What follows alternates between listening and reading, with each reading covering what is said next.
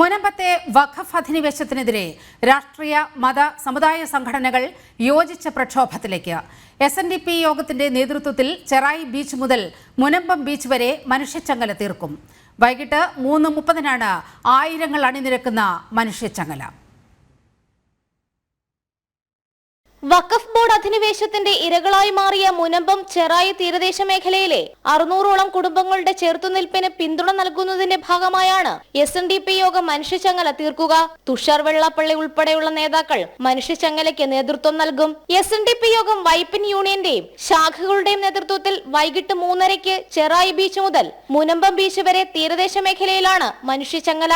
5000ഓളം പേർ പരിപാടിയിൽ അണിനിരക്കും. ചങ്ങലയ്ക്ക് ശേഷം ചെറായി ഭുവനേശ്വരി ക്ഷേത്ര മൈതാനിയിൽ നടക്കുന്ന സമ്മേളനം തുഷാർ വെള്ളാപ്പള്ളി ഉദ്ഘാടനം ചെയ്യും. വഖഫ് അധിനിവേശത്തിനെതിരെ ഇക്കഴിഞ്ഞ ഒക്ടോബർ 13 മുനമ്പം തീരദേശ ജനത റിലേ നിരാഹാര സമരം ആരംഭിച്ചത്.